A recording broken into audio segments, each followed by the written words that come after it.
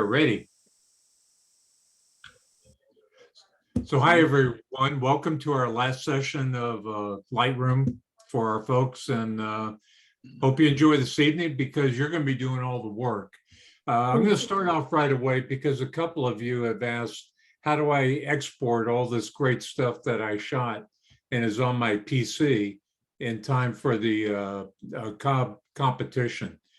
Because we got to do 2500 as the longest edge, sRGB and all that stuff.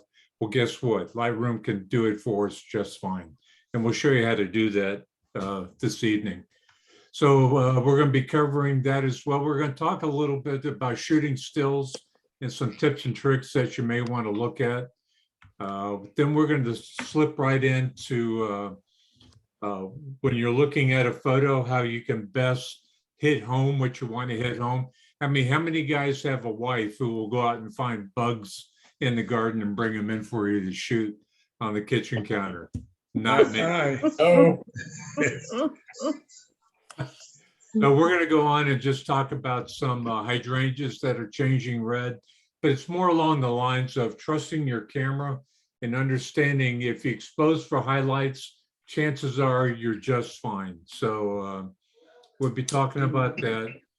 We're also going to talk about using the graduated filter again one last time and how to boost up the skies. Then we're going to have some fun with a photo I shot a couple of years ago at the Metropolitan up in New York City and how you can change the color temperature.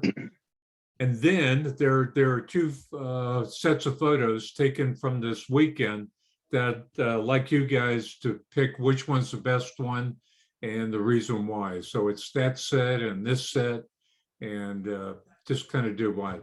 And then we're going to talk to the very last thing about a great feature of Lightroom that's going to be updated at the end of the month.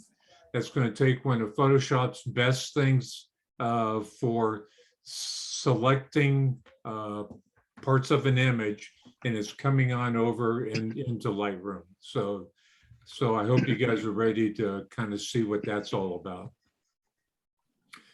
Okay, let me drag my Lightroom over and we'll get started here.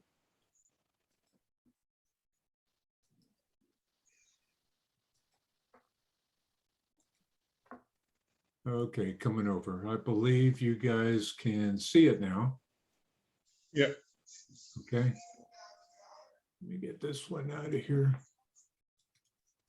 What I'd like to bring here is just kind of talking about Ralph Burr, who was our former president, did a great photo a couple of years ago. He had for example, a really light blue flower against a complementary color behind him. And I was just taken by the fact that just how pretty colors kind of work together. I think as we shoot pictures, we kind of forget the background. So what I'm trying to just kind of reinforce here is that it's really not all about the background or the foreground. It's really both of them just kind of working together.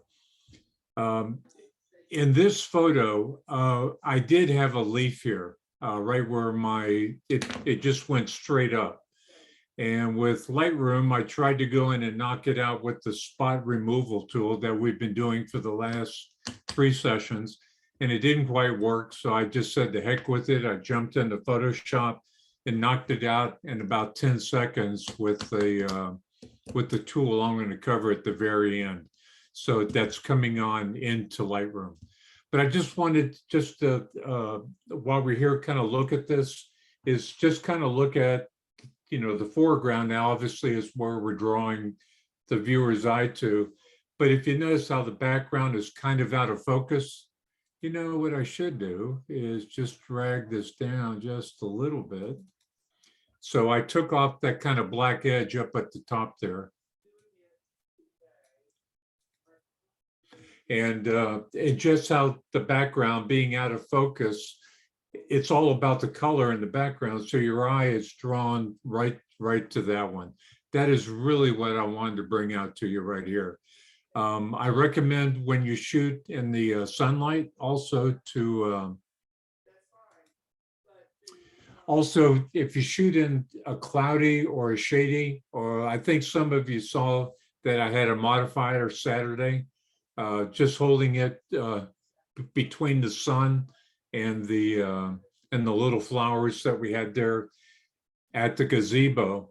And the reason being is you really do not want specular or straight sunlight hitting whatever you're shooting at.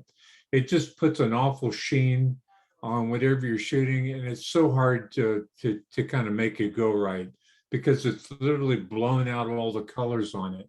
So if you can, always just hold your hand up if it's a small flower, or you can hold something like a magazine or whatever, just to shade your subject. And then you can let your background drop into because it's brighter, it may be darker, and it'll be pleasing to the eye. And that's really what I wanted to show here. Some of you that have been with the club for a while know that last year I did a thing called focus stacking, and that's what this photo is. It's basically 6 photos of the red dahlia that I stacked together, and then Helicon Focus just kind of jammed it all. But there's no reason why, if you back off just a little bit, maybe do F11 or F16, that you can surely get just as sharp a picture more throughout the dahlia as it is.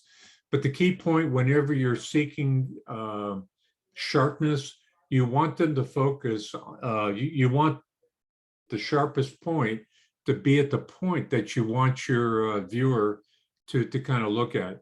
So obviously it's right here in the center, and then the rest of the flower is gravy. That's what it's all about. I think that's pretty much everything I wanted to talk about there for that. This is a, I don't know, grasshopper search. Joy found him dead on the counter. And Marge, I'm going to let you have the pleasure of making this dead bug look good. Are you ready?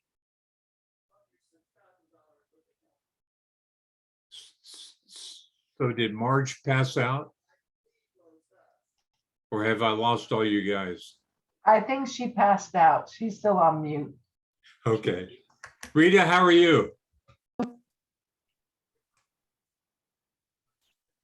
Oh, I'm here. I Okay. was muted. Okay. Rita, I tell you what, I'm going to let Chuck work with this. I'll let you do one of the other ones, okay? Okay. Okay. So Chuck, looking at this photo, how much of the photo would you consider just, it doesn't add anything to the image? Well, first of all, I'd crop it from the top down a little bit. Get Okay, rid of the top part, which tool would I use up here? the crop tool. Okay. All So the way- there you go. Yep. how And far then- did you want me to come down? I want to come down, maybe come down. I'll tell you to stop. Go stop. Oops, I'm sorry. Let me turn this. I'm going to unlock it. So when I tell you what, I'm going to go back in time, Control Z. So if you notice, whenever I brought it down from the edge, because the lock was locked, it's keeping the aspect ratio of the original photograph, which was 24 by 36 or 3 by 4. But on this one, I want Chuck to kind of play around with it a little bit. So I'm going to drag it back up. Okay, so Chuck, I've unlocked the aspect ratio. It's right over here, guys, with the crop tool. So as I drag it down, it's only dragging down the top.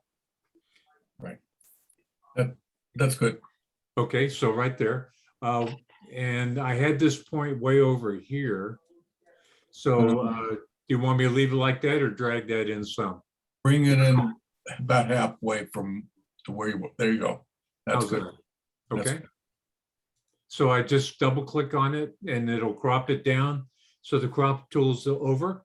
Okay, so as you're looking at the photograph, other than the bug, what else are you seeing? If you just not really look at the photo, but just kind of look at the bug without focusing on it, is there anything else on the screen that is kind of distracting? That upper right corner is still distracting a little bit. Okay. So which of the tools on the toolbar can we kind of use to take some of this other area over here and just kind of overlay it with this?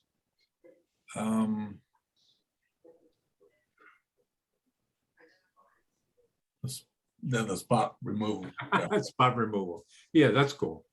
So guys, what I'm going to do is I'm going to make this big. I recommend going out feathering, maybe about 70 or so. If you look at the tool, you notice there's an inner circle. So Mhm. whatever the settings are in that spot removal, it's going to be applied within the setting. And because we move the feathering up to 70, there's this transition zone in between those two circles that will kind of smooth out the effect of what we're doing. So I'm going to go a little bit larger. Chuck, is it okay if I just use some of the area right here? That's great. Okay, so I'm going to paint with this. And then Lightroom. Yeah, you know, you just gotta You love picked it. up part of the bug. Yeah, It's always it- good to have spare parts. Yeah, I tell you what. Tell you what, so it's not fun. So I'm gonna lower the opacity just a little bit and just kind of knock it out. I can feather out a little bit more to kind of smooth it on out a little bit. We could play with this more, but thank you, Chuck. That's, at least our eye is not going there. Right. So, which is cool. Okay, what do we need to do now?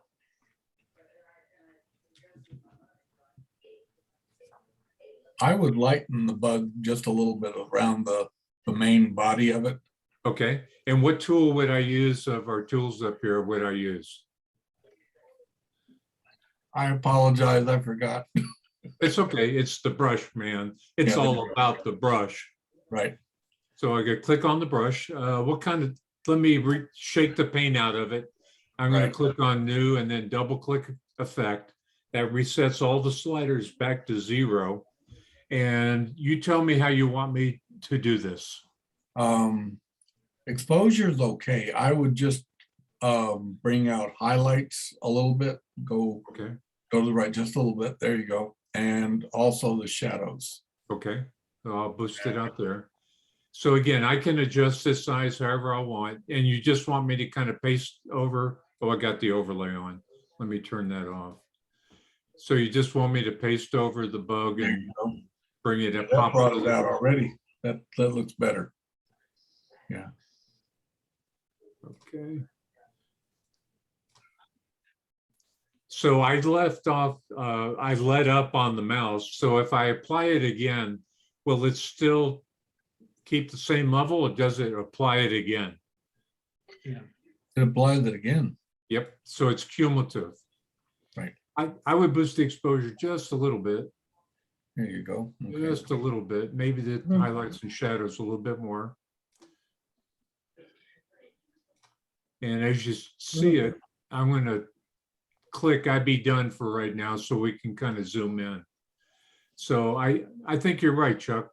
And again, guys, we could kind of fine tune this just a little bit, but I'm just trying to get you comfortable using the tools.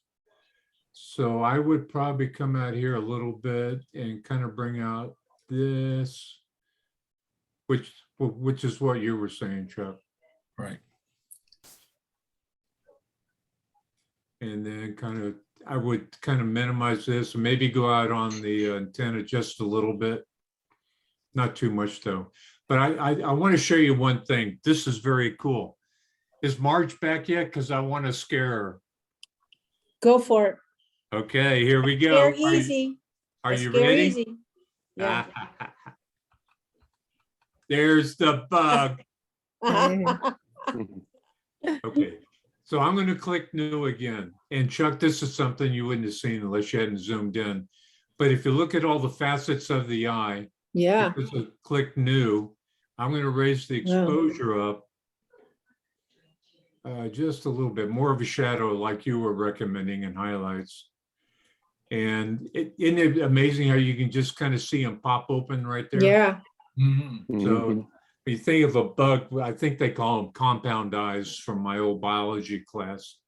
And this is how the guy sees the world, but he is dead. Mhm. He lost in the game of life. My wife won.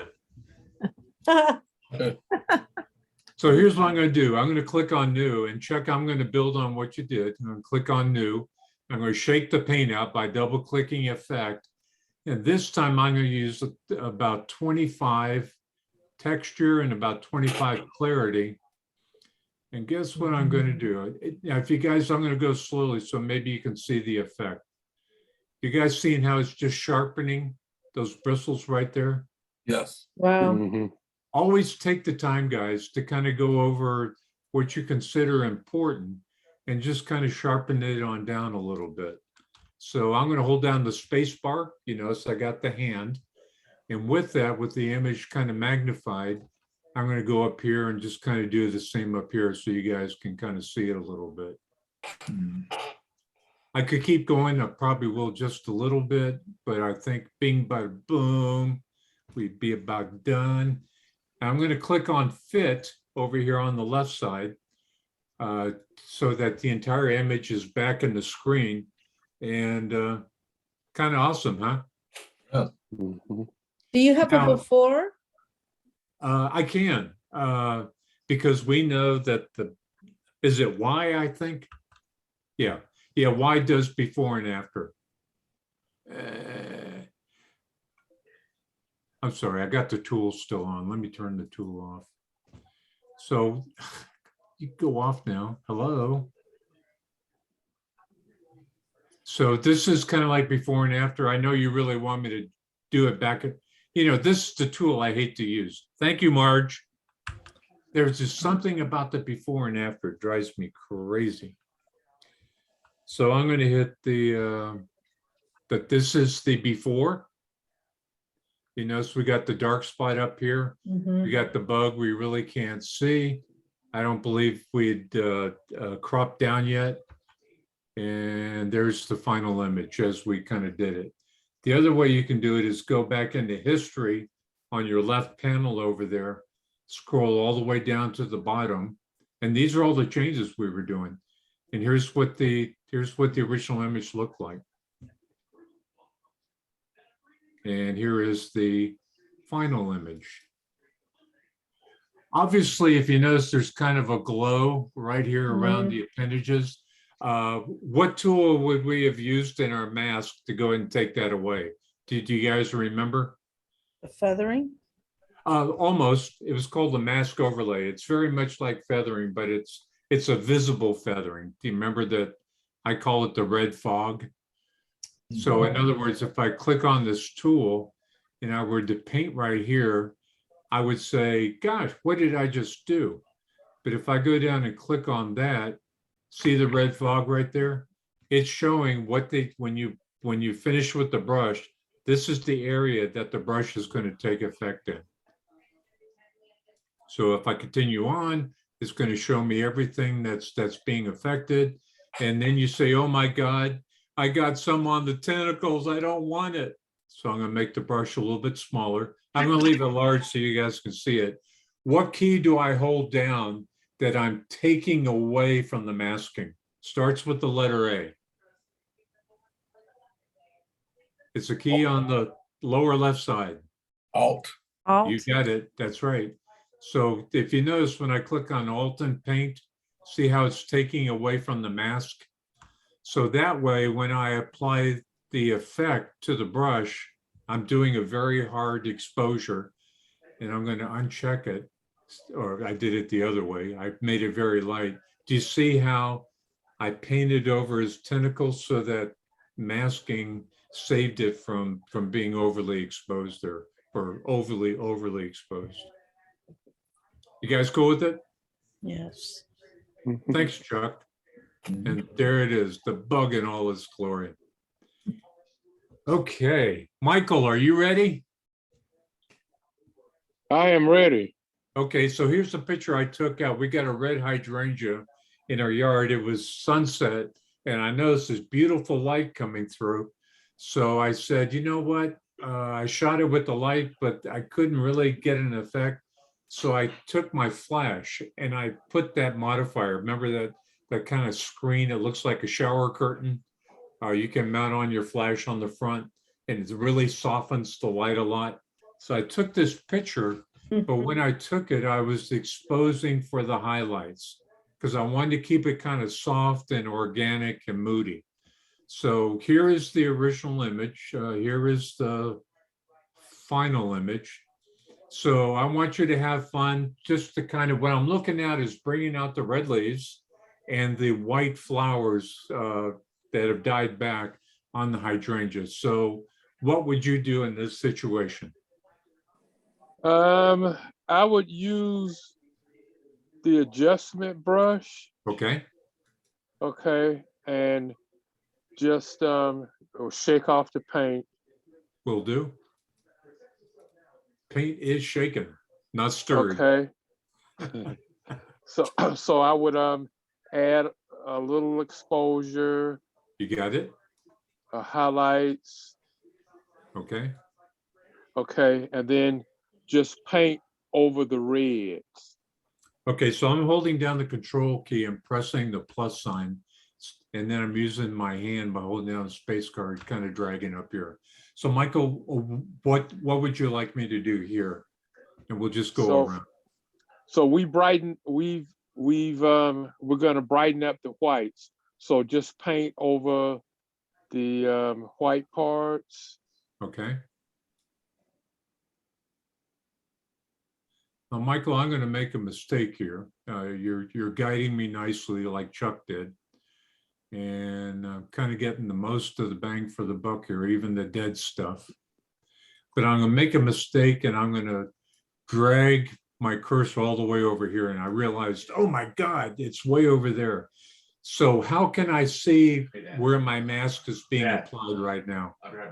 Just check Okay. the show selected mask overlay. Okay, and what key do I hold down to subtract from the mask? The Alt key. You got it. So I'm just, see guys, what Michael's saying? I'm just painting back over that area that I screwed up on. So now whenever all this neat exposure that Michael wanted me to work on, if you notice, I'm kind of cleaning up the edges that it went over. Okay, so I'm going to turn it back off because I like it at the end, but not while I'm doing it. Okay, what would you like me to do on this segment? Basically do the same. You don't have to shake off the paint. You can use those settings for the leaf too. Michael's bringing up a good point, folks. If you like the paint settings and you click on new and you apply it again, your brush remembers the old settings. So if you're happy with it, like Michael is, he's just kind of saying, well, just keep going. And that's absolutely fine.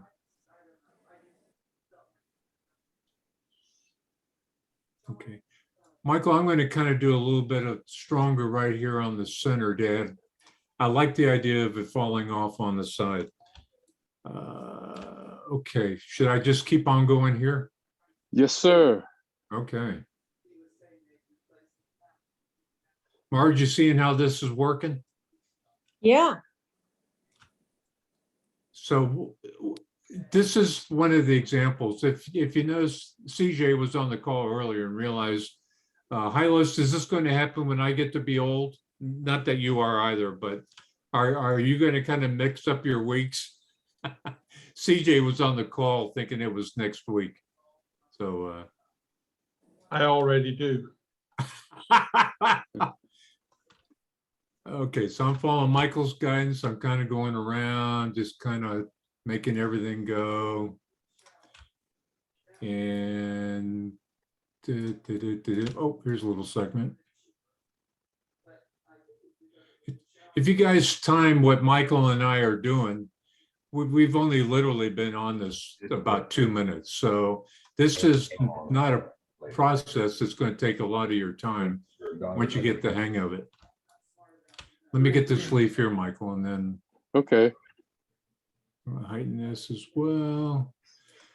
Okay, I want to get back to the big view. So up on the top left corner, I'm going to click on the fit over here by the navigator, and that'll bring it back into the big view. Okay, so as we're kind of looking at it, Michael, what do you think? Anything else we need? Looks Any good. areas I missed? looks good. We want the viewers eye to follow the red leaves and the white leaves. Okay. Let's say that you're a little bit anal and those leaves up in the top right-hand corner, you feel that it's too close to the edge and you want to make it go away. What are some of the options we can use to make this guy kind of go away? You have to do a tight crop Okay, yeah, Where- we sure can. where you crop it, where you bring it back, go, keep going. Yeah, I Keep going didn't want to in. lose this leaf right here though, Okay. but I can come down a little bit for sure. There Yeah, we you're go. right. That almost got everything, didn't it? Nice job. So let's say this little corner right here, we want to knock it out. What's that great tool we use that you can just kind of paint over and then it finds and it replaces it? The spot removal brush. You got it. So I'm gonna kind of bring it down a little bit, bing, bada, boom. And Lightroom has gone off. Who knows where the heck it went to? And oops, my bad. So I'm gonna, because, let me click on it again. I'm gonna click on heal, see if that makes a difference. See where, it's crazy. It goes all the way down here to drag it. Sometimes you just want to slap it a little bit. So I'm just going to go and paint over it again.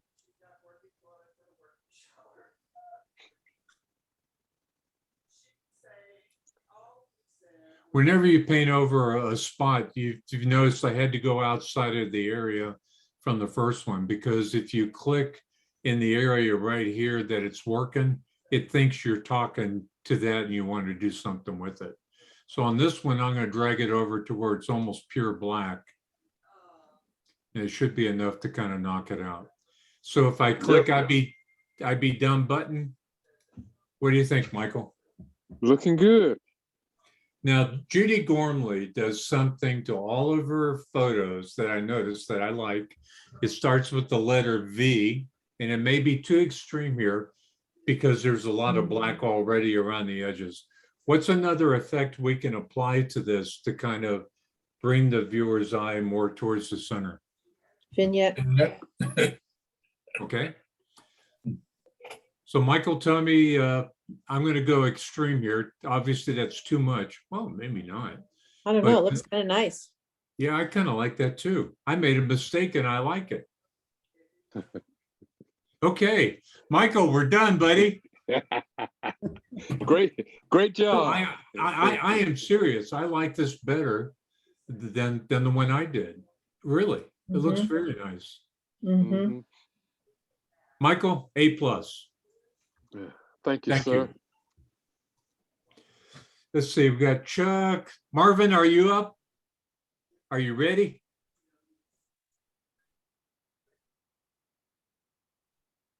He's still on mute. Marvin, I'm talking to you. Unmute yourself, Marvin. Marvin, just mash your space bar and it'll unmute you. Yeah, the problem is we can't hear you.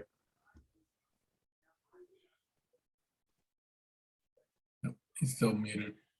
I have yet to find Joy's mute button. Okay, thank you, everyone. You don't want to get me in trouble for that remark.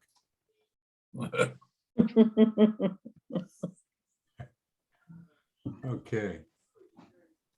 Marvin, if it's okay, I'm going to move on to Mary Ann to take it, and then, oh, wait That's a minute, fine. you're Oh, good yeah. now.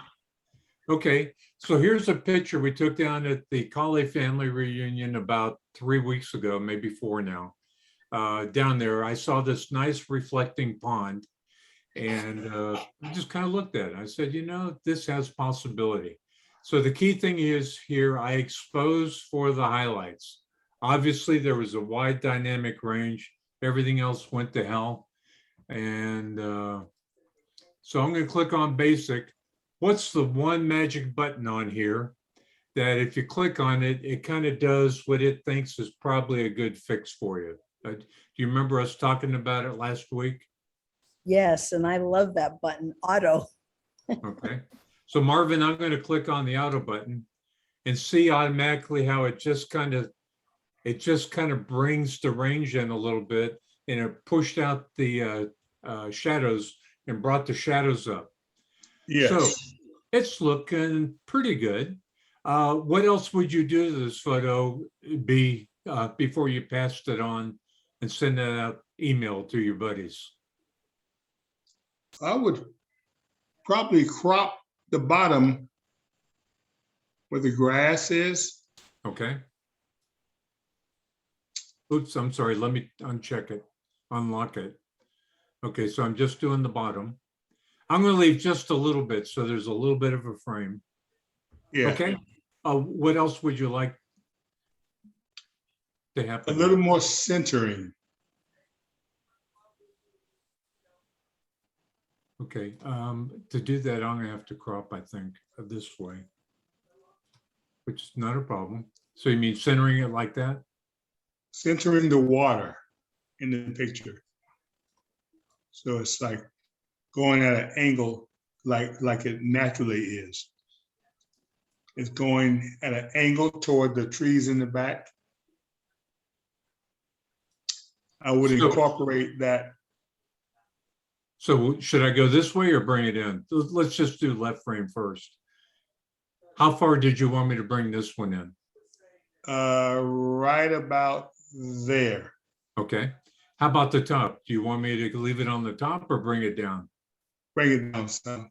Okay, That's good. just tell me when to stop. Stop right there. Okay. So I'm going to hit the I be done button. And there we go. There's a nice start point. Let's talk the sky, Marvin. What's the one tool that I keep screwing up?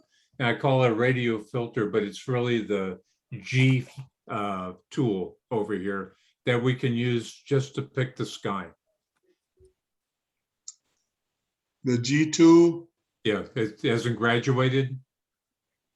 Oh, okay. Something, it's a miracle that I did in high school. Graduate. Okay.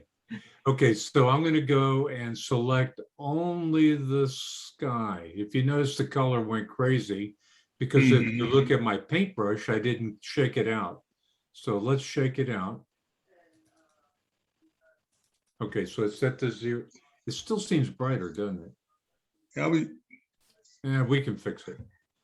Okay, so which one of the sliders typically affects things that are white to bring detail into white? Some of these- Contrast. Okay, contrast is good. Wait a minute, let me check the,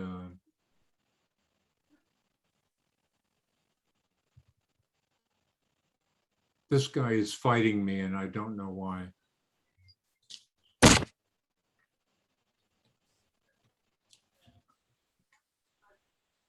Oh, the exposure was plus. I'm sorry. I thought I shook the paintbrush, but I guess you got to do it before. So let me reset all these guys. Yeah, we got the shadows way up.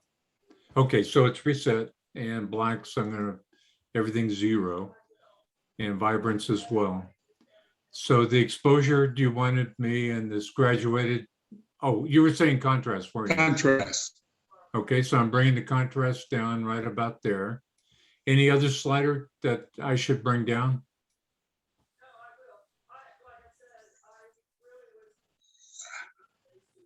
I would say highlights. Okay, let's do that. That's a good one. That's always good. See how we're bringing texture back into stuff that kind of got blown away? Yes. That's nice. Nice job, Mark. And we could do shadows too, maybe. Yeah. Whatever. But I'm concerned yeah, okay, so that's good. Are you guys ready for a little bit of magic? So we talked the other day about a couple different ways we could blue the sky. We talked about one way was with the temperature, oops, crap, what did I just do? was with the temperature tool by making it cooler. But the problem with this one is you notice it's making the white kind of bluer as well. So I really don't tend to use that one. We did this, and only those of you with the very best memory are going to remember this.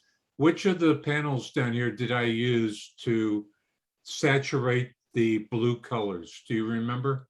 HSL. You got it. So I'm going to click on HSL, and if I drop down to luminance, I'm going to make the blues a little bit stronger by making them a little bit darker. And then I can go up to saturation and pump them up to where we kind of give kind of a nice little blue to the sky. Marvin, is that okay? You want more or less? That's I was more. right there is Ooh. good. Ooh, that I look. like the blue in that. So you like that? Okay. Okay, sounds good. So we're going to click the IB Done button. And this time, let's do the graduated tool on the bottom. So this time, if you think about it a little bit differently, Marvin, now we want to lighten everything. So going back up to these options here, how would you do it? I'll go with exposure. Okay, we'll try it. Guys, and the nice thing is, if I do this all the time, I just run it. Oh, you know what? This is still talking to this one. Let me turn it off. See what I mean? It's still talking to that one. So let me click on new and shake the paint.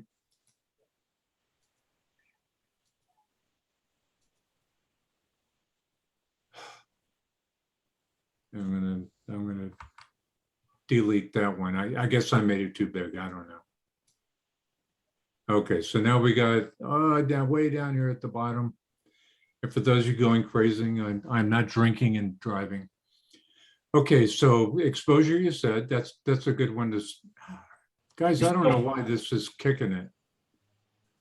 It shouldn't be talking to this button. Pat, up there in your buttons, the one right next to the graduated with a black dot in the middle, Yeah. no, to the next to your left, click that one off.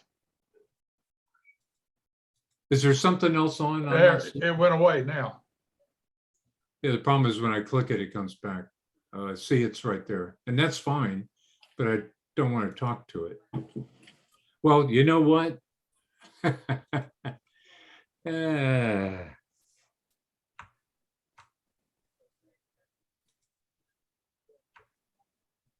Screw it.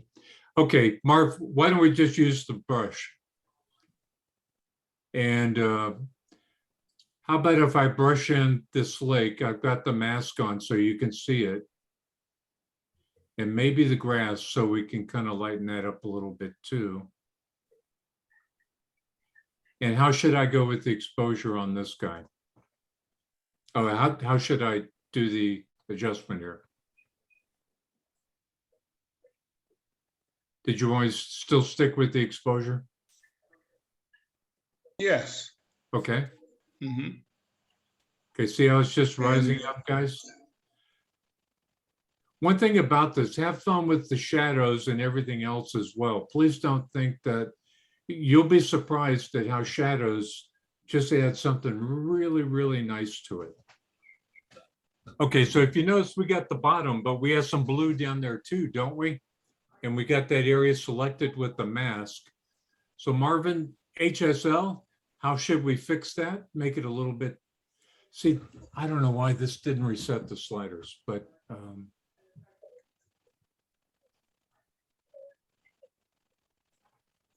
okay. Guys, I'm sorry. Obviously, I'm not.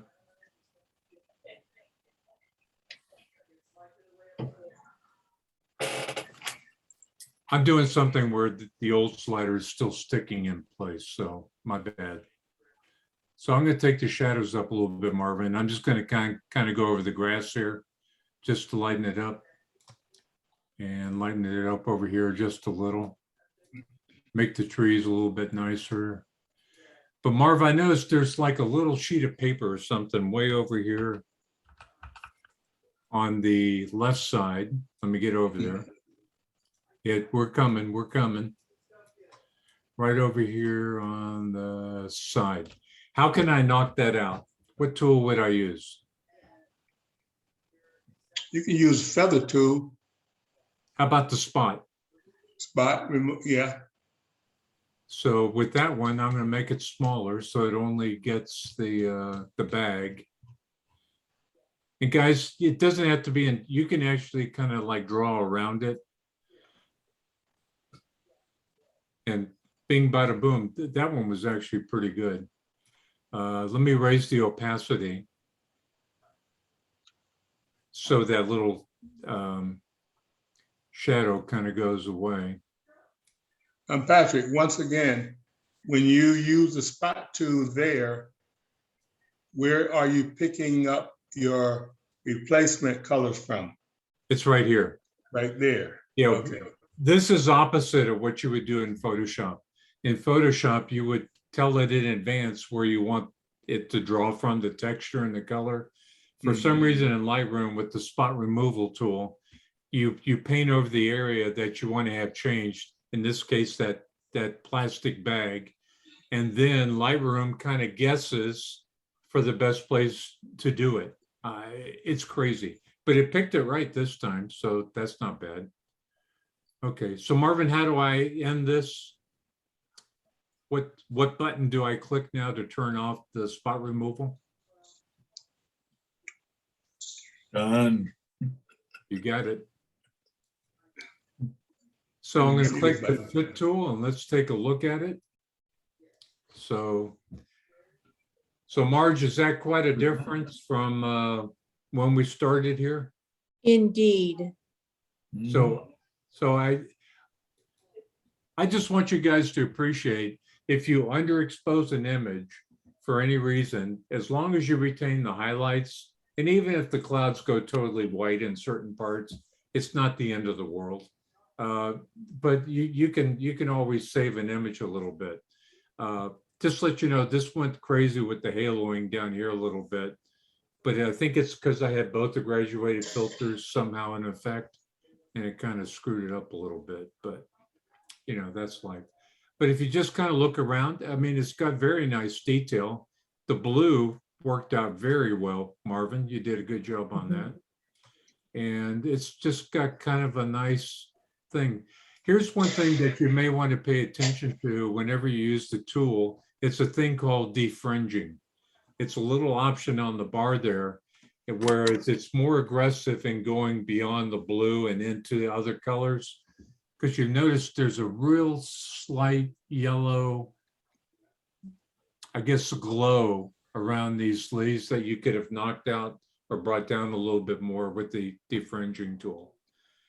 But again, it's not about getting it perfect. It's more about letting you guys feel comfortable using the tools.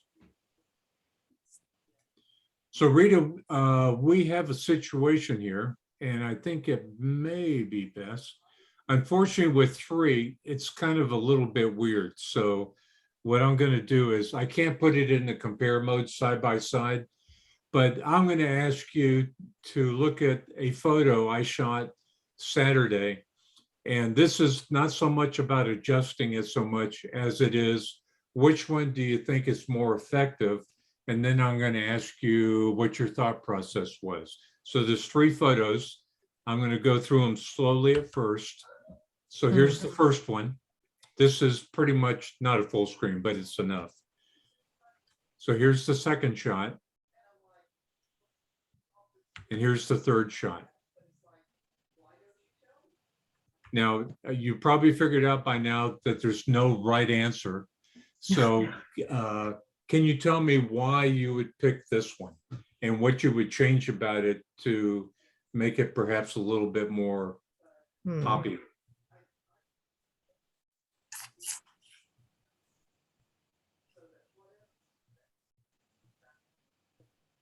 If you notice up in the top right-hand corner there, you get that kind of little plastic Tupperware container.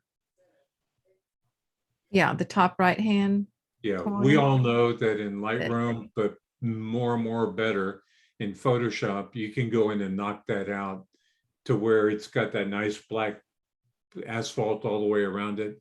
that they painted down. Uh-huh, We could knock that Yeah. out pretty good. uh-huh. So if the purpose of the photo is artists that work with their tools, would this work, or do you think we should look at some of the other ones just to kind of see what it's like? Hmm. So Yeah, would you because say if we knocked out the Tupperware, this photo would be improved? I think, yeah, that one in the upper right corner, you can't really tell what's inside of it as well as you can the others. Yeah. I So, think the thing is, it's not only the fact it's Tupperware, but that it's bright. And Right. It keeps drawing my eye up there. That's the reason Uh-huh. I would think about doing it. So let's go to the next one and let's talk about what is right and wrong with this one. So as I did stuff to it, what is your eye immediately drawn to? the colors of the box in the middle. Right. So in this one, would you say this is more about the artist tool rather than the face itself? Right. So on this one, what I tried to do is keep a little bit of the face.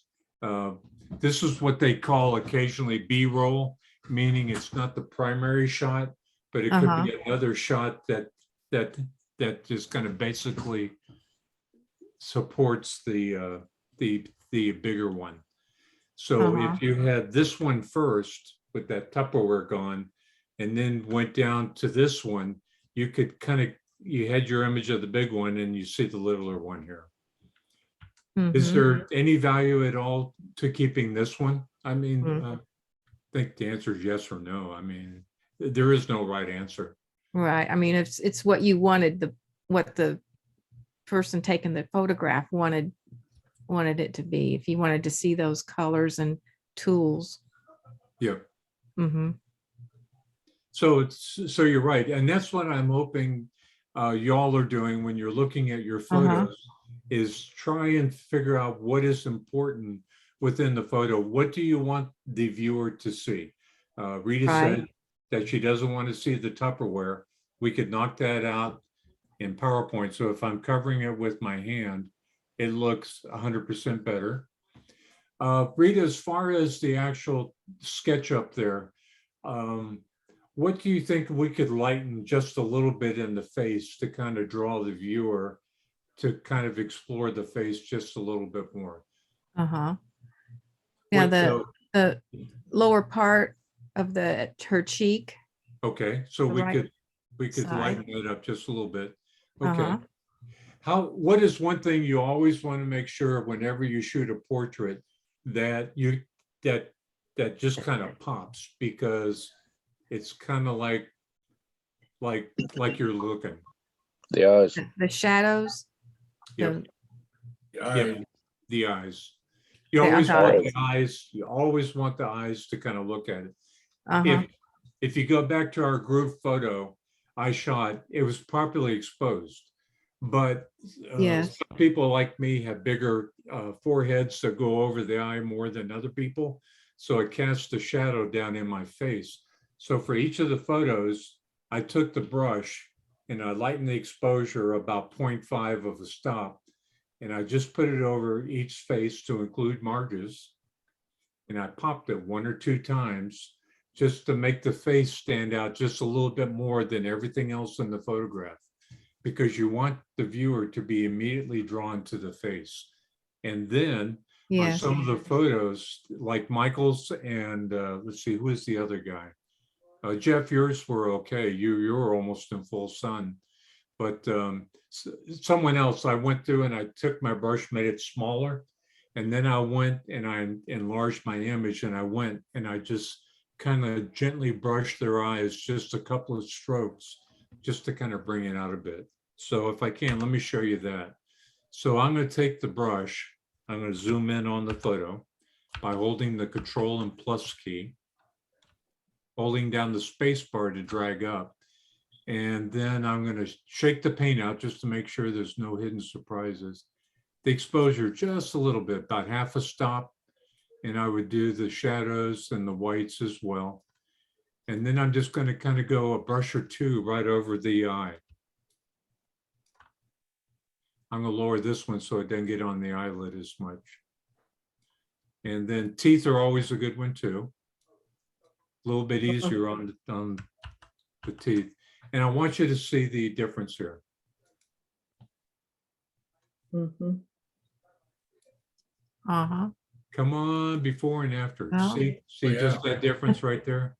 Mhm. So whenever you guys are working your images and they have people in them, always pay attention that with the brush tool, you can go through and lighten their eyes just a little bit. The only thing, don't do what I did when I first learned it, was I took that slider from 0.5 all the way up to 1.5, and it looked like people had flashlights in their eyes. It was too bright. But if you just do a subtle, it works really nicely. And here's another little tip for you as you're doing it. Down at the bottom, and please be aware of this, there's a thing called the flow slider.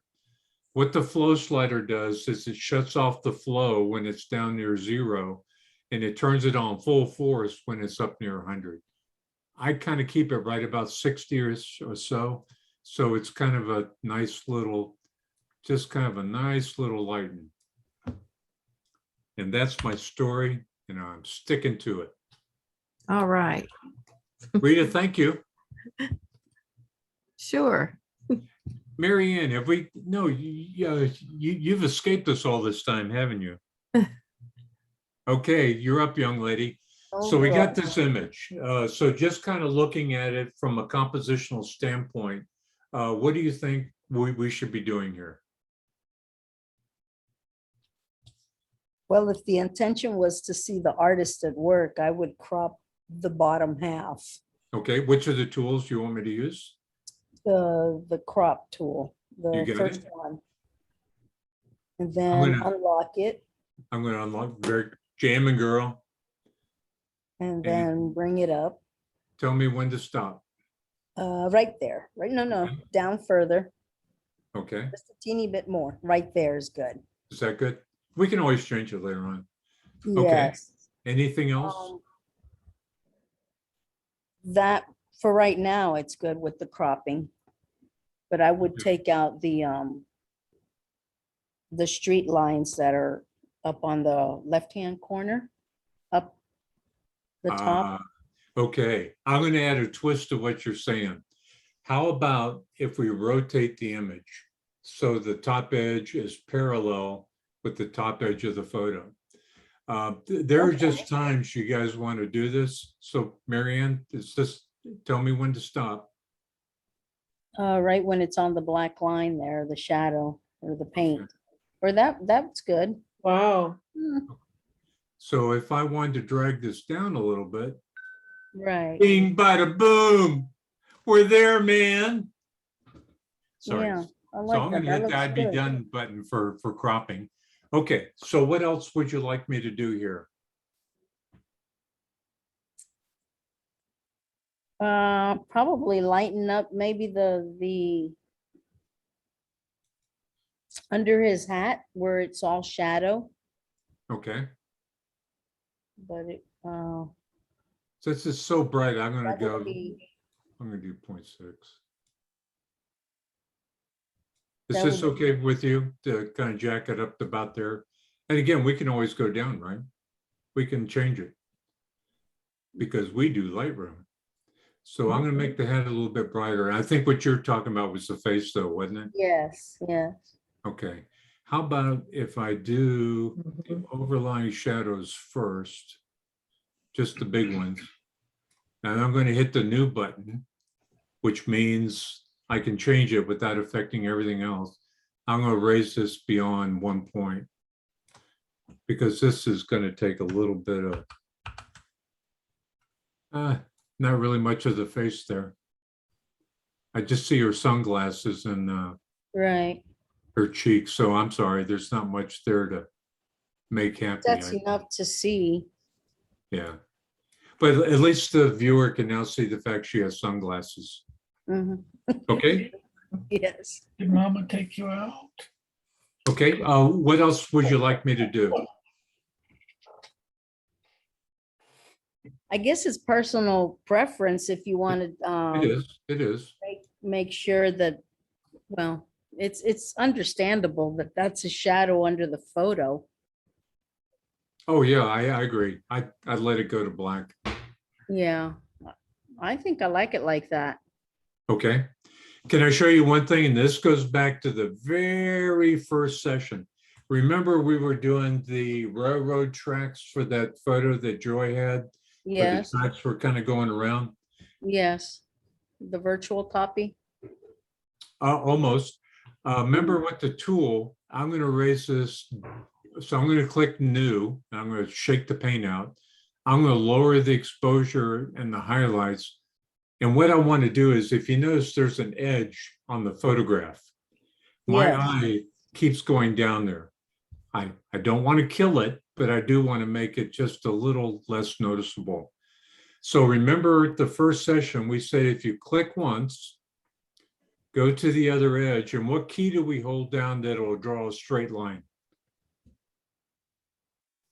I don't remember, but it does the vertical and horizontal lines. Yep. Is that one it? Remember, there's sometime Ruth didn't want to do any cooking, and you'll just have to shift for yourself. Sorry. No, that's true. Did you notice when you hold down the shift key, it drew a straight line. So that's what Okay. I'm doing. That's what I'm doing here. I'm clicking once on the upper left-hand corner. I'm going to move to the far upper right-hand corner, hold down the shift key, and then see how it's just kind of lightening it? Yes. I'm going to do it one more time. I don't want it to go black. Oh, I see. Yes. I just want to take away that whiteness. So I'm going to go free form here and just kind of move this up and down by myself. Can you imagine that? But I'm going to click here, hold down the shift key, and try and get this one little edge right here. Guys, I cannot tell you, when I found this out, I fell out of my chair. Because there are so many times in Lightroom and Photoshop too, you just want to draw a straight line with an effect. And it's like your hand can't do it. So I would do little bit, little bit, little bit. And then I found out about the shift key and I fell out of my chair. So just let you know, there's hope for all of us. And Marge, are you ready? Here's the before. Oh, well, that's not really the before, but that's close enough. Yeah, I guess that is the before. Let me do the fit. Yeah, so here's the before. Here is the after. Sorry, I can't see it. I fell out of my chair. You know, I tell you, rotating that image just like it just made it pop. It was pretty magic. let's kind of talk about the thing we were talking about with Rita, about lightning eyes. What do you think if we just, Marianne, if we just kind of lightly touched her eyes? Let's see what effect Yeah. that would have. So I'm going to do 0.5. Okay, 0.98 is too much. And again, you can do multiple strokes. I find when I just do the exposure, if I do shadow and whites at the same time, all three of them just kind of work really well together. Oh, that's a big difference right there. So I'm just going to go over this just a little bit. See the difference already. So what did you do? You did shadows, highlights, and whites Whites, together? yeah. So what I'm going to do is make it a little bit brighter. Marianne, I'm going to build on what you were saying here, and I'm going to do a nice little lacy thingy up here. And okay, so let me turn off IB Done brush. And I'm going to go down just a couple here to show you what we did. So you guys ready? Yes. Before? After? Wow. See how they just pop and they're not Yeah. crazy white, but it's just enough to where you're linked more. And Marianne, what we did was when we rotated the picture, if you notice now, her eyes are almost on the same level as us. So it's Mhm. more like she's looking right at us now instead of before, she was kind of looking over that way somewhere. Right. So just let you know that that's kind of cool. Yeah. Question, Pat. Sure. What happens up there in the top right, where it says original photo? If you click that little square box? You mean this one? No, up in on the control panel on the right-hand side. Wait, Oh, Yes. it's like a before and after. if you Is just that hit what that, you mean? if you hit the original photo button, I'm not sure above- where you're seeing that, Isla. right above the tools, In the histogram. right under the histogram. Oh, original photo? Okay. Yeah, what Oh, is that? well, that's fine. Well, Well, you to know, make we can play with it. We're not gonna break it. Oh, it looks like it builds a smart preview, Hylos. Okay, all right, I, Oh, I as much, see. as much as I've used it, I've never done that before, but I just, I've never touched it. You're right. yeah. Oh, Hey, guys, are you ready for this? I'm glad Hylos brought it up there. If you notice, this is blacks. If you look right underneath the histogram, see the word? It says blacks. Yes. So what Lightroom is doing is basically segmenting all of the luminance information there. And guess what? You can actually adjust your picture right from here. You Oh don't my. have to use the sliders underneath. Holy cow. So if you move this, notice it says shadows. So now we're adjusting the shadows of the entire image. And this one, it says exposure, which is the general. We're adjusting the as well. Now we're in highlights. We're adjusting this as well. And finally, whites is where it kind of goes off the chart. So the whites. So let's take a look at that. Thank you, Hylos, for bringing that up. So there is, with all those kind of histogram, guys, this is the same as using the slider bars on the basic. So the basic module, you know, we got highlights, shadows, and everything. Look right here. It's told us on the slider bar everything we've done by moving those up at the top. Watch what happens when I take the exposure and move it. See how it tells me on the slider bar? Yeah. So that's telling me the slider bar and that area up on the histogram both work in tandem. So that's really kind of cool. I think this is blown out a little bit too much, so I would bring the whites down and the highlights just a little bit. Marianne, is that okay for you? Yes. Okay, so here's the latest. Here's the original. So again, just little things. It's your photograph. Do it however you want. I just want you to be aware that, especially with the compositional, that has a great impact on how people, what they perceive. Like Rita did with the color palette chalks and everything. Whatever you have in, whatever you crop down to is what you're telling the viewer what's important in that photograph. In that photograph, I shot of that lady, I shot it at 2.8, which would give me a large, would it make everything sharp or just a small area sharp? At 2.8 f-stop. Would be large. Large or small? Large. Small. Small, right. If I shot it at f16, would more be in focus or less in focus? More. Right. So the higher the f-stop is, the more that's sharp from wherever you focus.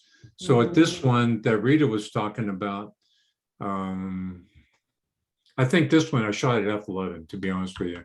Let's see. Oh, here's a little trick for you. Wherever you're in here, there's a little, if you just hit the I for information, you can turn it off like most people do, or you can turn it on by hitting the I button. It's a toggle. And this will tell you when you shot it, what the size of the image is. If you hit it again, it'll tell you what your f-stop and everything was and the camera and lens that you captured it with. So Now, where's the I button? just the I key. on your Oh, keyboard. okay, on the keyboard. Okay. Yeah, okay, I as an information. Gotcha. So I typically use it on the f-stop and everything just because I'm weird. But there's sometimes when I do screenshots or whatever, you know, for the class, I don't want that information in there. Okay, I need a volunteer from anyone else who has not helped so far. I think there's not many left, are there? We got Relis, we got Mary Ann, we get Michael. Hylas, would you like to give it a shot?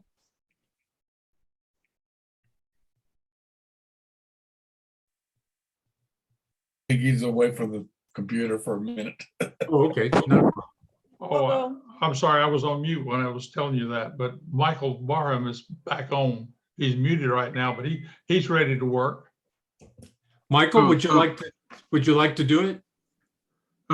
What are we doing? I'm sorry. I We got, are going, the first thing we're going to do, we're going to straighten the door sides and the top. It's a little bit of an angle so that it's rectangular.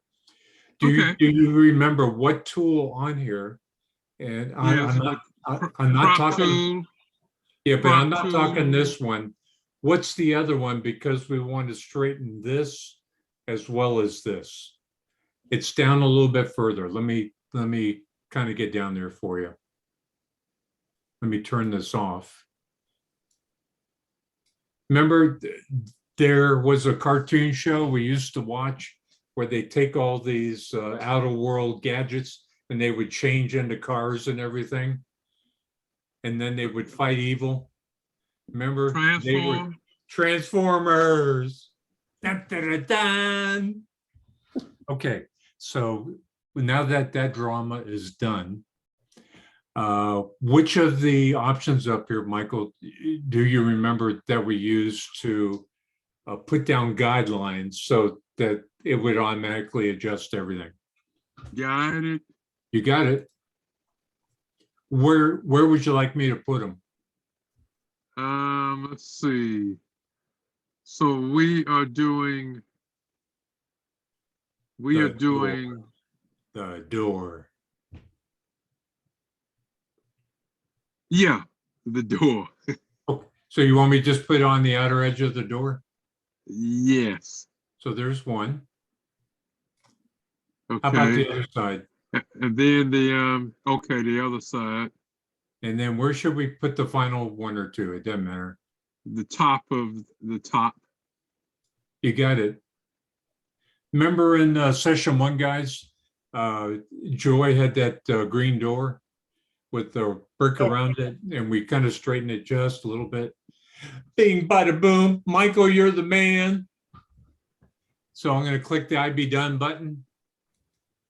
And there you go. So we straighten it. So Michael, what would you do from here to kind of, is there anything you would like to do to adjust the exposure? doesn't really Or- look straight to me, Pat.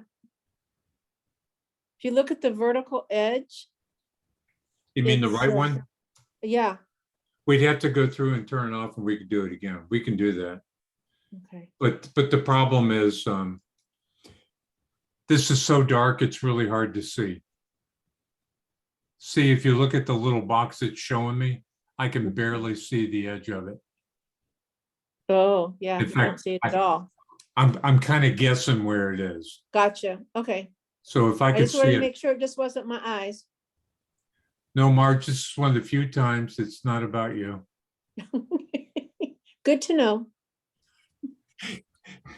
Guys, for everyone who wasn't at the meeting, Marge and I, we have fun all the time.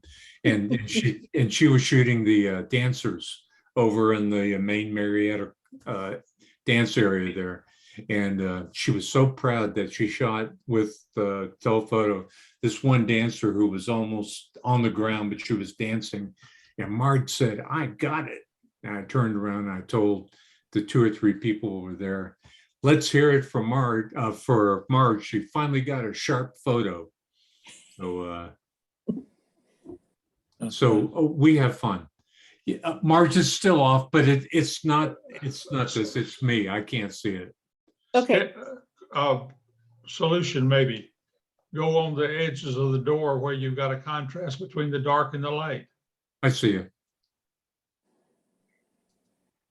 Milos, there's a good reason you're here with us. Let's see if this is any better.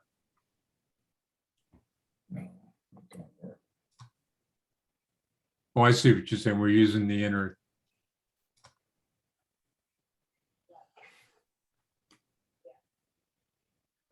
Could be better in this. I don't know. Just a little There we difference. go. Yes, it still looks a little bit off. That's well- much better. But my eyes are happier. Okay, good, good. Glad to hear it. Michael, how about if we make it just, I don't care about the building, but how about the bust? How can we go through and be very careful and just get him to where we lighten him just a little bit? What tool will we use? So we use the spot healing. Remember, we're gonna lighten it just a Oh, little. I'm sorry, the adjustment brush. Okay, Okay, check out the paint. what settings would you like me to use? A I'm gonna little double- exposure, Yeah, the whites,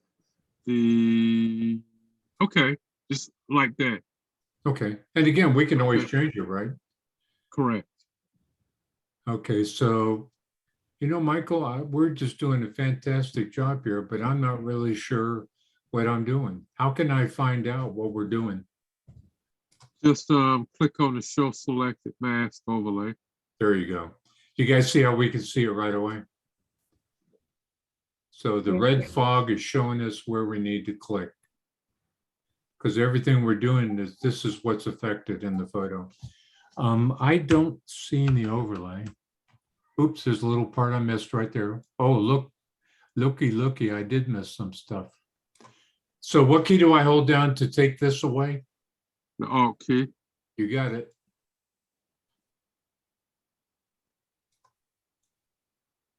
So I'm just gonna hold down my space bar. It's holding, release it. And then oops, my bad. Holding down the alternate key. And there's a little bit of an overspray here. I'm gonna hold down the space bar and move down the bottom. I don't know, that's pretty good. I don't know if this is just missed it or just a different shade. Michael, is this good enough for That's government good, work? good enough for me. Click the I be done button and then we are good. Okay. So we adjusted the exposure. If you don't like it, we could double click on exposure and like you say, just lower the highlights or raise them. Just have fun with it, really. I mean, it's not going to break. Okay, so Michael, we're going to do something a little bit more difficult. So this time, thank you for that help. So this time we want to select everything but the bust.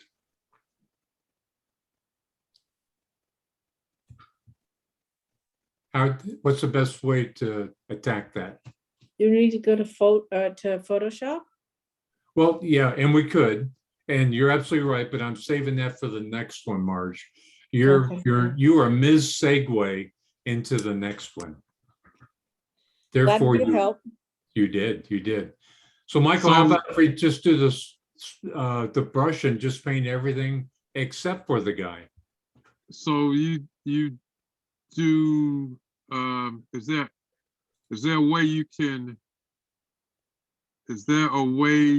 can, and I'm thinking Photoshop, just highlight the Yeah. bottom of the bus and then choose an inverse. Yeah, I would. Um, I wish. I Okay, would. so if you can't do that, then you have to paint everything except for the bus. So you just have to shake off the paint and then just get new brush settings. Hey, Rita, I don't know if you were on the call when the session we did it, but if you scroll down to the bottom while we're doing the brush, there's a a check mark right here is called auto mask. It's not tied to the red fog at all. What auto mask does is whatever is in the center of the brush, if as long as this brush is in the area that you want applied, it's very good about keeping the edge. If you uncheck auto mask, it becomes indiscriminate and it figures you shouldn't be driving the car. It's just going to push this stuff everywhere. But since we'd already kind of did the fine work around the bus, and again, I apologize.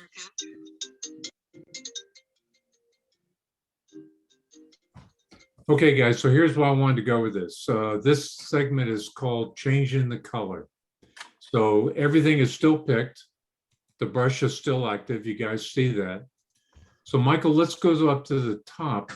And why don't you have some fun with the temperature? Which way would you like to go? Left or right? Warm or cold?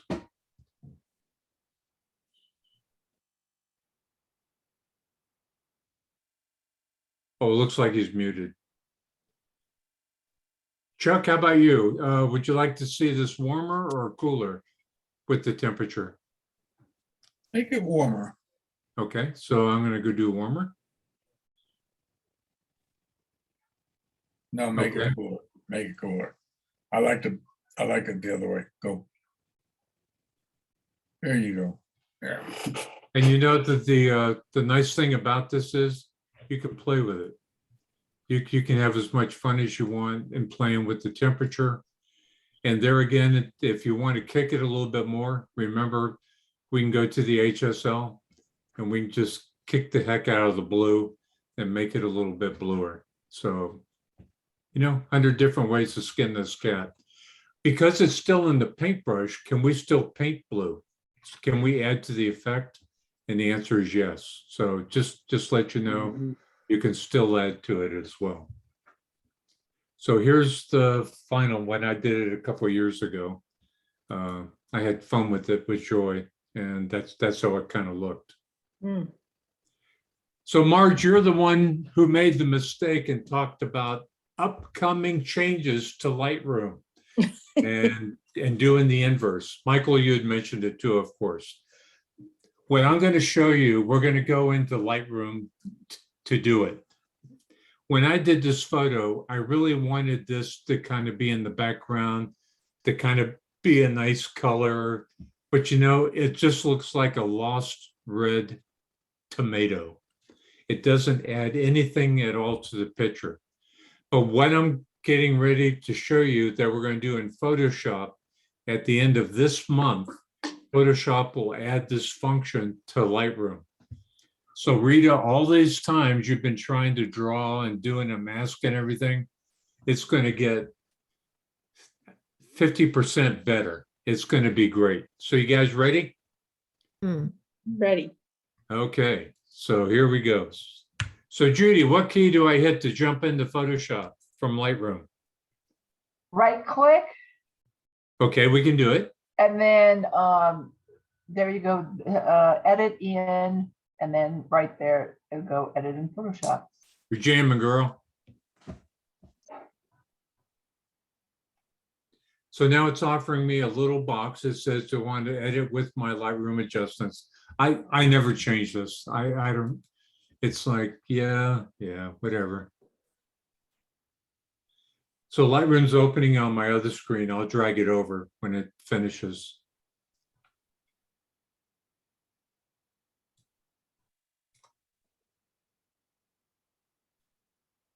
Okay, so Photoshop is opening up. It's got the photo. We're coming over. Here we go. Can you guys see that?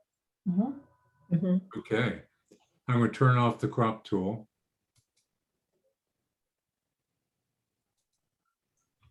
Okay. Marge, do you have your seatbelt on?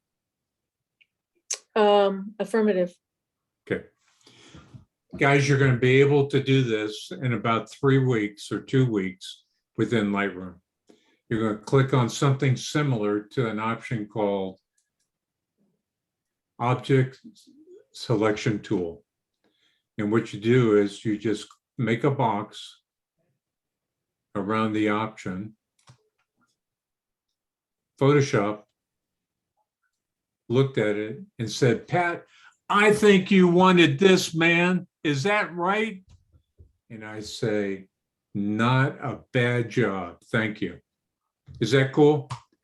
So this will be coming into Lightroom.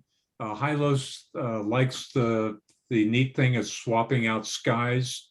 You'll have that ability too. You'll hit a button and it will, in Lightroom, will automatically go and find where it thinks the sky is. You can highlight a kid, you can highlight a chair, you can highlight whatever. And of course, you can adjust it. What's happening is in Lightroom, every time you do all the tools, it's doing a thing called vector masking. So it's a series of XY coordinates. With this tool that we're looking at now, it does a thing called grayscale bit masking, I think is the term. So it's a little bit fuzzy around the edges. It's not exact. So Michael, you'd mentioned this. How do I invert within Photoshop? Control Shift, and what's the last key to hold down? There I'm it not is. really sure. No, you said it. I. That's because I had another question. Okay. Well, yeah, please go ahead.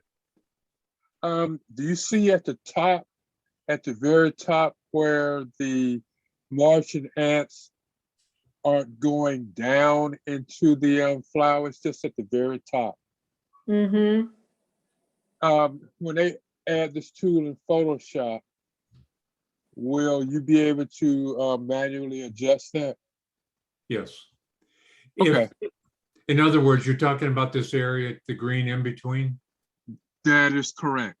Okay. Yes. If I wanted to pull that in entirely, I would take the time to use another tool and take away from the mask.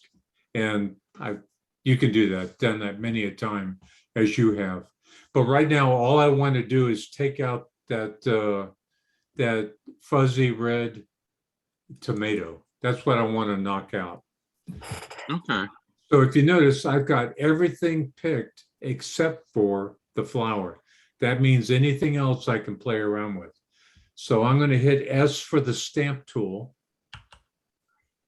I can adjust the size. It does it a little bit different in Photoshop. You right click and then you adjust your brush size this way. I'm going to keep it about the same size it was. Oops, maybe.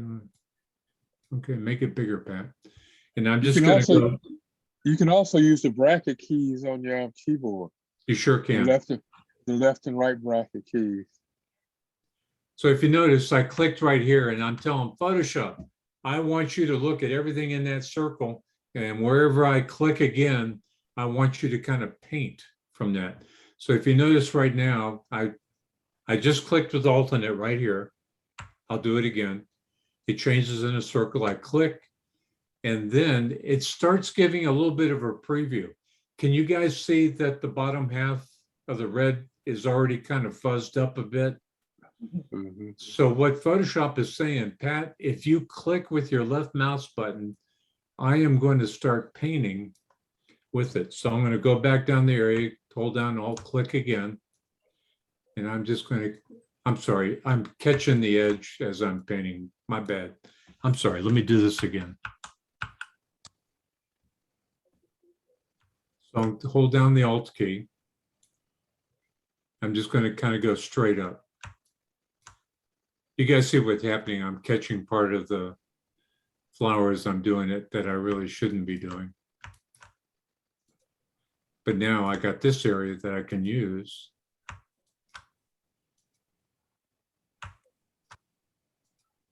Pretty cool, huh? Wow. So that is called the stamp tool. It's basically a copy and replace. Two other tools in Photoshop that you may want to, three tools. One is the patch tool. The who? Patch tool. Patch? Yeah, right there. It looks like a little Band-Aid. It's really hard to see, guys. I know, I'm sorry. It's right here. Then there's the healing brush tool, and then there's the spot healing brush tool. The spot healing brush tool is perfect if you're doing someone's face and they have a pimple or something like that, some sort of imperfection. You just make your cursor big enough to be around that, and you click it, and it's magic. It takes the other skin texture around the area, the color, and it puts it right on there. It's marvelous for faces. Let's use another tool. I didn't use this. I use stamp tool almost all the time. So I'm going to go back in time, hit Control Z, and put that back in. This time we're going to use the healing brush. So with the healing brush, you go, oops, my bad.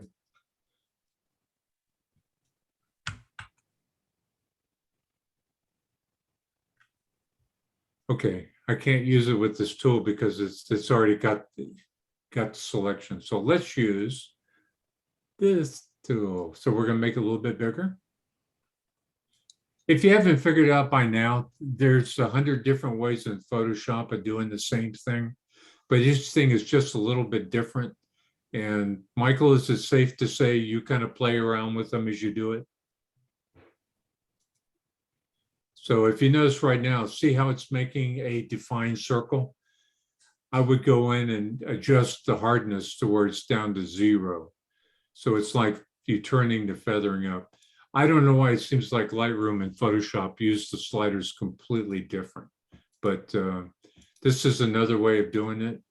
I don't particularly care for it. That's the reason I use the stamp tool. I'm just trying to show you enough of Photoshop.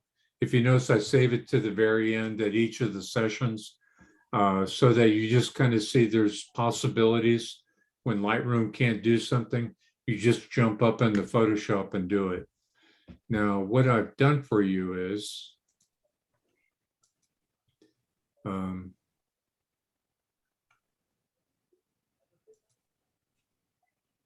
what I've done for you is in PowerPoint, I've taken each of these slides that we've kind of worked on, and I've tried to make indications about what you may want to do while you're on the slide.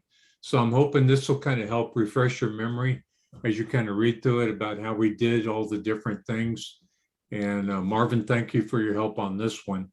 But it's just kind of a general thing. So at the very end, we talk about this great tool that's coming to Lightroom that, guys, it's going to be magic. It'll really help. So all the time we spend trying to mask to make it just a little bit nicer, it's going to become much, much easier at the end of the month when Lightroom updates at the end of it. Any questions of what we've covered so far? Oh, one more thing that I would like to show you if you've got a little bit of time. I will add this to the Power Deck. It's right here at the very beginning. It shows you how to export your settings from Lightroom so you can send your photo to Umit. So let's say in this photo right here, I want to send this for, well, let's do this one without the red tennis ball.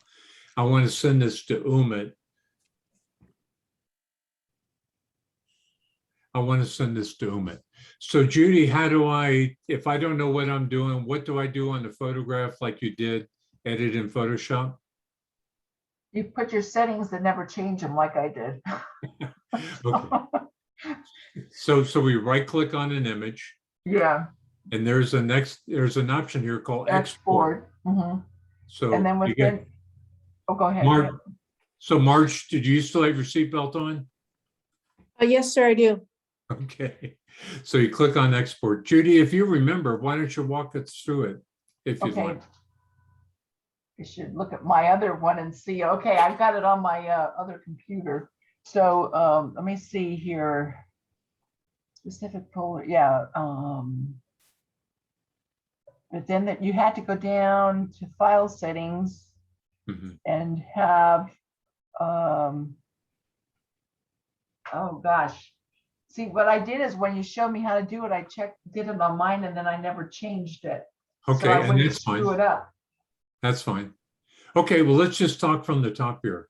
So under export location, it's an area on your desktop or on a file folder that you want to dump all of your photos for competition, if you'd like. So I created a folder called copyright photos. I can change it to CPS. And guess what? If that folder is not there, it will create it. So this is where it's going to put whatever, when we use this preset, it's going to put them in there. So Judy, this is the area you were talking about down here in file settings. Yeah. Okay, so kind of talk me through this, please. So it's gotta be JPEG, you gotta do a long edge, limit file size. Okay, one more underneath JPEG.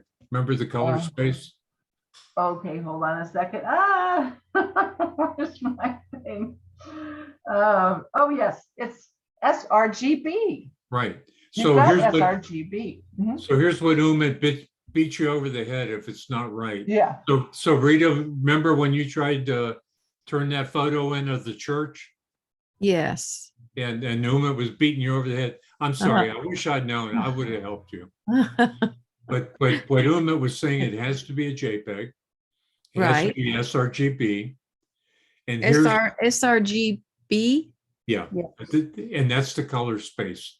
And Uh-huh. and this is in the PowerPoint deck I'm going to give you. I've got all these circled for you. Okay. Mary Ann's got this figured out too already, but so Judy, kind of keep going here under image sizing. okay. Then How it's- did the magic work here? So you got to keep the long edge, limit file size to 3,000. Yeah, 2,500. Pixels. Why is it minus? Uh-oh, I hope I didn't screw mine up. This mine said 3,000. Now what was 2,500? 20 was the number of pixels. So the Okay. longest edge, if it's this way or that way, Lightroom Uh-huh. will figure it out. It'll figure Okay. out which is the longest one. And you're saying I want it to be downsized or upsized to 2,500 pixels. Uh-huh. As far as the resolution goes, you can put it, Oh, there it is. you can put it whatever you want. I just leave it on 240 because it was there. I always look at the wrong part on mine. So yes, I was right. 2,500, yeah. You had Okay. 240, I had 300. Okay, and that's fine. That's fine. So under output sharpening, what do you have for there? I don't have sharpening on mine. Okay, I do on mine. It's not critical. It's not required in any way. It just adds a little bit of sharpening to your photo. That's it. If it's viewed on the screen. But here's the big one at the very end. Remember the post-processing? What do we always want? No Lightroom. metadata. Okay, so I'm dropping down even further. Down here at the bottom, showing. Oh, say, after export, do nothing? Yeah, you want And to show and explore. Um, And the reason being is, if you remember, the other thing Umit is saying is, he's saying, do not have any metadata in your file that shows you as Mary Ann Ortiz as the creator, or it shows that Judy put a star rating of 3 in Lightroom. He wants anything that can identify you to the photo or how the photo was rated. He wants all that white clean. So to do that, we have to look at it and explore. Now, I know Rosary and Marge are Macs, so I can't talk to how you guys do it, Marge. If you send me an email, I'll get, well, wait a minute, you got Umit's email. Yeah, ask him how to fix it. So I'm just gonna pander to the PC folks here. So guys, here's the magic. Judy fell out of her chair. I was watching her on there, she was doing it, and I just saw her fall over to the Yeah. side. I hurt myself, but I survived. That's all right. So Judy, what did you do over here to make sure it got up there? So you would see it every time from that point on, you would see it. You remember what you did right around here? No, no, because I fell over and I bumped my head and I couldn't remember. Mary Ann, how about you? Are you up on how to get the I- preset up there? I would press add, but I don't It's good. do it this way. I basically go through the steps all the time. I know, I'm trying to save you time and money so you can Okay. spend more time with your Chardonnay. Okay. Okay, so I'm just going to type CPS 2500 pixel.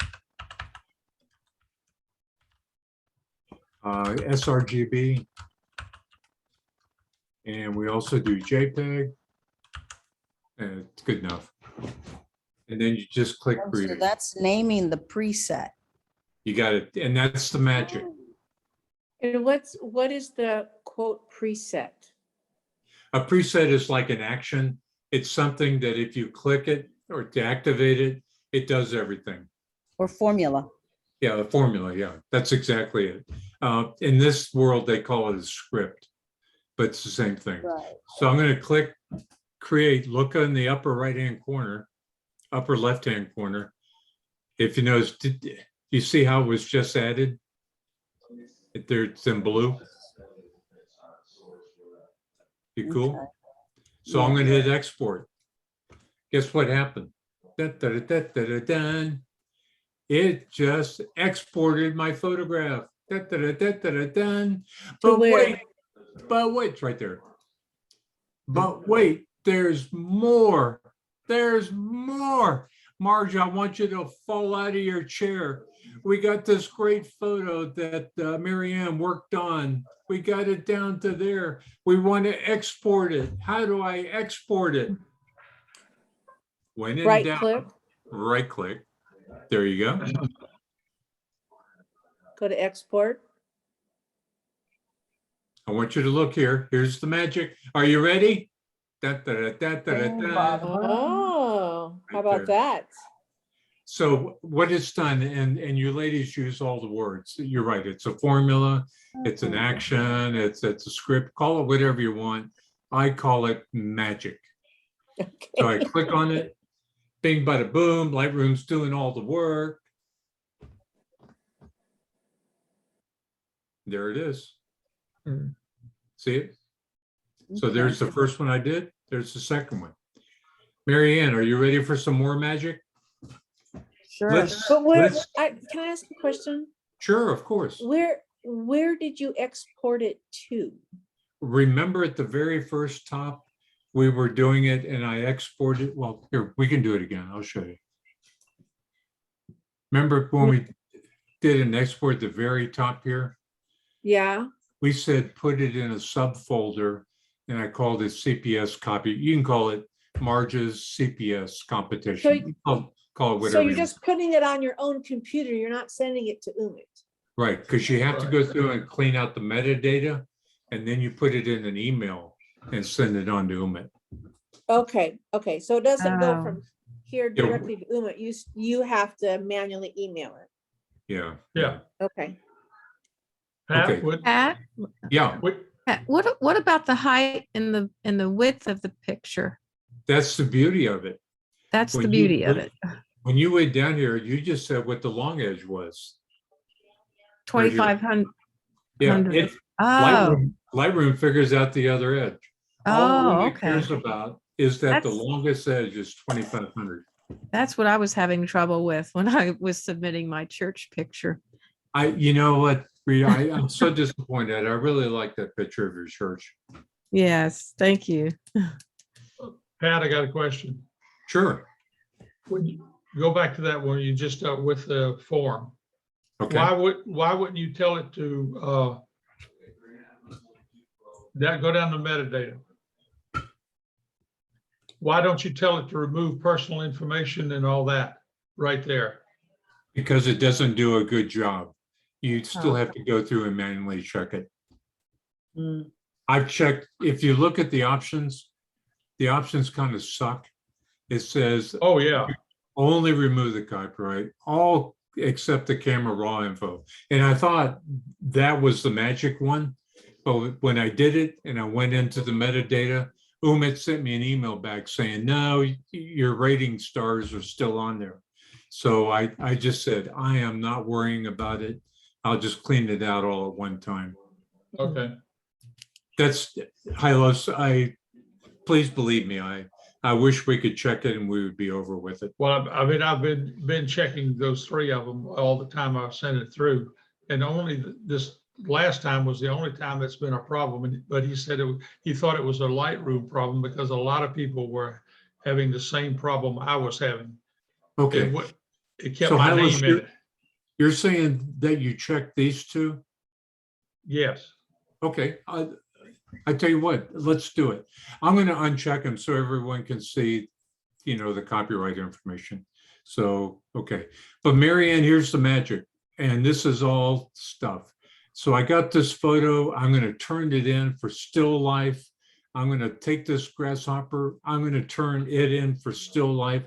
So I have two competition photos that I just worked. I've highlighted them both using the control key. So there's two selected. So Marianne, how do I export these two folders, these two images? To your subfolder? So what do I do on one of those two images to start the engine going, Right click, right? And now I do what? export, Uh-huh. And now what? and you go down to CPS 25. Yes. So my Lightroom is thinking, it's thinking. It is done. Bing, bada, boom. You did two at once.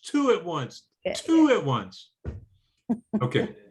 Are you guys ready for this? So what Rita and what Hylos are talking about is within each photo, your camera embeds information. Lightroom embeds information. Photoshop, if you use it, sometimes embeds information. So Umit wants to make sure you are not identified, your ratings are not identified, and that's kind of it. So Marianne, are you ready for this? Okay. I'm gonna hold down the shift key and I'm gonna mark all four of them. So all four are selected. Mhm. So if I want to get to the properties, what do I do on one of those four images? You right click There you go. and you go down to, properties Okay, and details. right. So here's the details. So if you guys notice right now on those photos, on some of them I have 3 stars, some something else. But if you notice my name down there, Pat Fahey, came from my camera's metadata, came from my camera when it was shot and all that. So what you see, if you notice, I got the copyright down there, Fahey 2021. So Umit wants all that information off of the photo. So to do that, the very bottom, it says remove properties and personal information. Just click on that puppy. Hylos, is this how you do it? No, Oh, that's right. You did it the other way. I did it the wrong way. No, it's fine. It's fine. I'm going to choose this first one because I've never done it before. So I'm going to create a copy. No, I don't want to create a copy. I'll do it my way. I want to remove the information. So which of the blocks on here would you guys remove? Anywhere Stars, where rating. your name is at. Yeah, Okay, got it. What about here? Right, Copyright, Image Copyright. ID, yes. Mhm. And one more thing. the date. The rating. The rating. You got it. So I just click OK.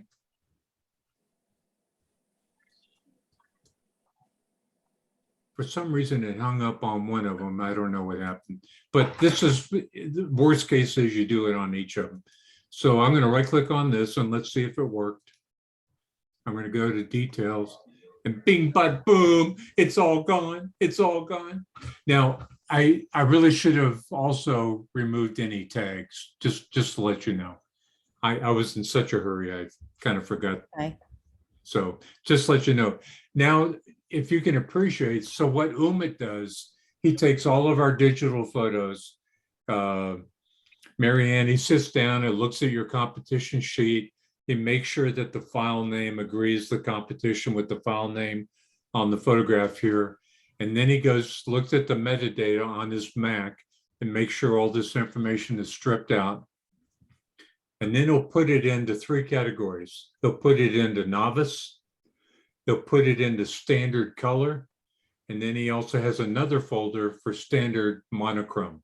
So he's taken everyone's photos, put them in one of those 3 folders, he sends them on to the judge. So the judge is not talking to Umit. So the judge opens up the images, he looks at them, he makes his notes or whatever, and then he and Umit talk behind the scenes, unbeknownst to you and me. He talks to them and they pick who the winners are, so that when Umit does the slide presentation, he has that other folder where he shows who the winners are. So that's how it all happens. Is all this now a little bit clear how the Yes. competition process works? Yes. Yep. Yes.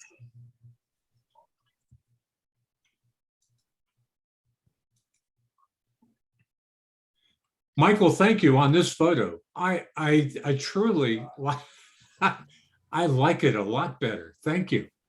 Because this one's going up on my wall. Yeah.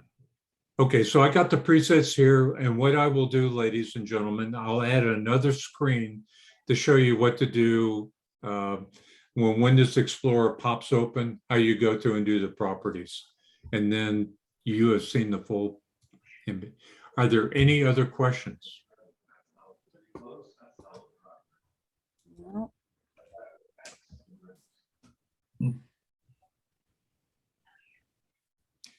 I hope that these 4 sessions of Lightroom have helped you understand, first of all, how Lightroom is a file manager, but it's also a photo editor. And each of the functions are a little bit separate, but we've gone through the basic tools about 5 or 6 times. If you notice, each session, I went through the same things over and over again. And we also picked one thing in Photoshop. If you kind of go back and look at your notes, we always saved one thing that kind of lets you know Photoshop is out there available for you to kind of work. If you have any questions at all about this, just send me an email. Marge and Rosary, I know Rosary's not here, but Marge, if it's a Mac question, please ask Umit, because I don't have a clue how a Mac works. Okay, But I can help you with Lightroom though. Well, we've had a lot of Thank fun. I believe, Hylos, is it the week after the presentation, the 25th? We're doing our very last Zoom session where everyone's going to have 1 or 2 Chalktoberfest or other photos, and we're just going to kind of look at Oh. it. Is that the 25th? 25th, yes. Okay. So folks, what I'm looking at you doing, if you went to the Chalktoberfest, kind of go into Lightroom, Photoshop, whatever you want to do, get your images looking to how you would do it if you were going to do competition, or if you didn't go, or you want to show something else. I'm just looking for everyone throwing 2 or 3 photos into the mix. And we just kind of go through. I may have Umit on the call along with Hylos. Between those 2 guys, let them kind of be your friendly competition guru, and just point out maybe a couple things about your photos you may want to pay attention to. Please don't take it personally. If you guys remember on the last competition night, John Mariano was kind of taking photos and kind of making hints. I had the ones with the dahlias. And if you remember, John said in the lower right-hand corner that there was some light down there from the shutters that were coming down on the wood, and he felt it was taking away from the photo. Well, my first thing was, John, that's my photo. Don't talk about it, buddy. But you know, he had a good point. And now, as I'm looking at the photos, I am looking at the corners a lot more. Michael, remember when we did the red hydrangea, we had those stuff up in the upper right-hand corner? And we went through and we cleaned it out when you cropped down and we did that little spot removal. Well, I'm paying much more attention now to what's happening around the edges and for those hot spots of the light and stuff like that. So, yeah, did he chew on me a little bit? Yeah. But am I better because of it? The answer is yes. And I hope that on the 25th, when you guys have a couple of photos, just throw them out there and we'll talk about it. And we'll have a general talk about how to make your photos better.